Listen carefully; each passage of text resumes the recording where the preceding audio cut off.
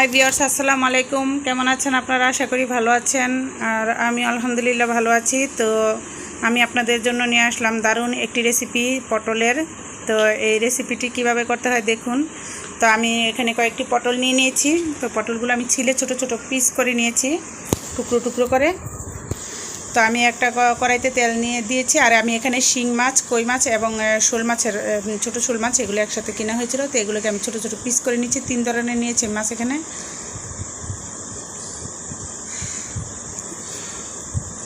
তো আমি মাছগুলো ভেজে নিচ্ছি আগে হলুদ এবং মরিচ মাখিয়ে।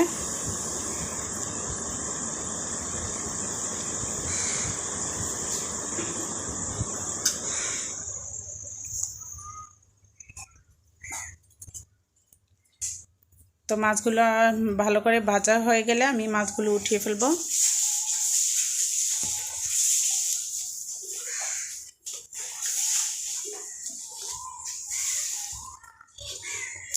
মাছগুলো সুন্দর ভাজা হয়ে গিয়েছে।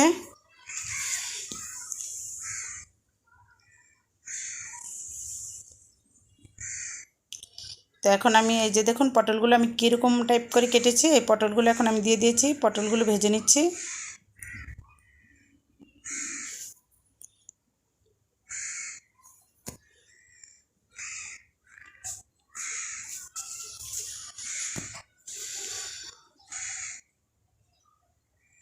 পটলগুলো আমি ভেজে নিব, একটু হালকা সিদ্ধর মতো করে নিব, কারণ আমি কিন্তু রান্নাটা খুব কম কম করে আছে করব।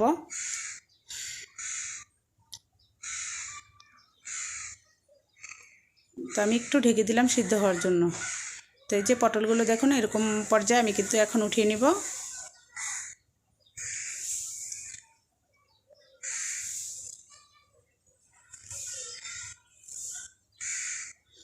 তো পটলগুলো উঠিয়ে নিয়েছি। এখন আমি এই যে তেলের মধ্যে রসুন ছেড়ে দিলাম।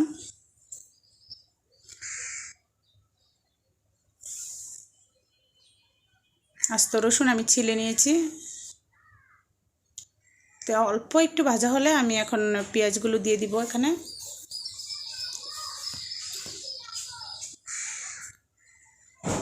আর পেঁয়াজগুলো কিন্তু আমি অতটাও চিকন কাটিনি, আমি একটু সামান্য মোটা করে কেটেছি পেঁয়াজটা।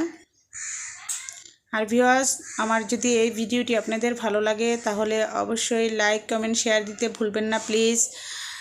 আর আমার নিত্য নতুন ভিডিও পেতে হলে আমার চ্যানেলটি অবশ্যই সাবস্ক্রাইব করে পাশে থাকে বেল আইকনটাই ক্লিক করে দিন, তাহলে আমার যত মেসেজ আর নোটিফিকেশান আছে সব আপনাদের কাছে পৌঁছে যাবে। তো আমি একটু লবণ দিয়ে দিয়েছি ভিউয়ার্স। আর দিলাম একটু আদা রসুন একসাথে বেটে নিয়েছি আমি, অল্প, দেখেছেন তো অল্প দিয়েছি।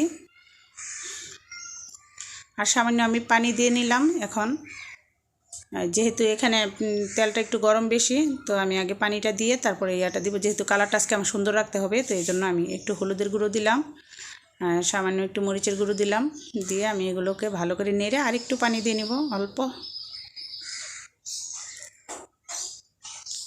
এই যে অল্প একটু পানি আমি দিয়ে নিয়েছি ভিউয়ার্স। আর আমি একটু দিব সামান্য জিরের গুঁড়ো।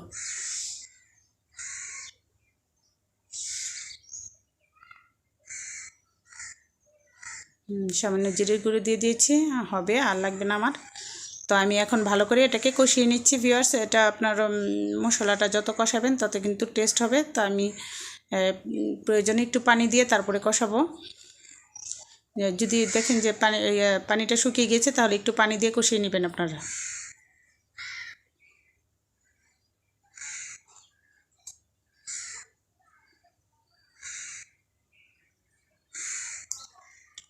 তো এভাবে যতটুকু পারা যায় কষিয়ে নেবেন সুন্দর করে। আর যে খেয়াল রাখবেন যেন কষাতে গিয়ে মশলাটা পুড়ে না যায়। মশলা পুড়ে গেলে কিন্তু আপনার টেস্ট নষ্ট হয়ে যাবে, ভালো লাগবে না খেতে। তো এখন আমি দিয়ে দিলাম যে আমি দেখুন সবজির সাথে কিন্তু আমি মাছগুলো দিয়ে দিয়েছি। আমার যে পটলটা ছিল ওটার সাথে আমি মাছটা দিয়ে দিচ্ছি, দিয়ে একটু নেড়েচেড়ে, সামান্য নেড়েচেড়ে দিচ্ছি, যে যতক্ষণ আমি খোলা অবস্থায় নেড়েচেড়ে তারপর পানি দিয়ে দিব। তো দেখুন আমি কিন্তু পানি দিয়ে দিলাম। আর পানি কিন্তু অতটা বেশি আমি ইউজ করিনি এখানে, এটা যেহেতু আমি শুকনো রাখবো। এটা কিন্তু দূর দূরান্ত স্বাদ ভিউয়ার্স, আপনারা বাসায় করে খান বুঝতে পারবেন এটা দুর্দান্ত স্বাদ, এটা একবার খেলে মুখে লেগে থাকে। তো এই যে কাঁচামরিচটা আমি দিয়ে দিলাম এখানে, দিয়ে আমি আরেকটু ঢেকে রান্না করব কাঁচামরিচের ফ্লেভারটা প্রতিটা তরকারিতে যাওয়ার জন্য।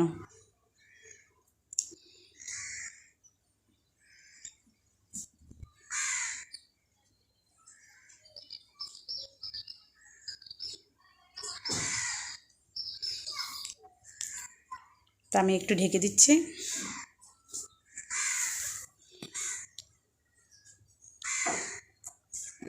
তো দেখুন না, এখন ঢাকনা উঠিয়ে আমি এই যে দেখুন আমি একটু ধনেপাতাটা দিয়ে দিলাম, দিয়ে আমি একটু নেড়েচেড়ে নিব। রান্নাটা কিন্তু খুবই সহজ এবং খুবই অল্প সময় হয়ে যায়। এটা খুবই অল্প সময়ে আপনি করতে পারবেন বাসায়। আর ভিউয়ার্স, এই সবজিগুলো এভাবে যদি বিভিন্ন আকার করে আপনার বাচ্চাদেরকে খাওয়ান তাহলে কিন্তু তারা খাবে। এখন কিন্তু বাচ্চারা সবজি খেতেই চায় না, তাদেরকে খাওয়াতে হলে এভাবেই খাওয়াতে হবে। তো ভিউয়ার্স, আমার ভিডিওটি আপনারা মনোযোগ দিয়ে দেখার জন্য অসংখ্য ধন্যবাদ। আর ভালো থাকবেন, সুস্থ থাকবেন, আমার জন্য দোয়া করবেন আমি যেন চ্যানেলটি এগিয়ে নিয়ে যেতে পারি। আল্লাহ হাফেজ, আসসালামু আলাইকুম।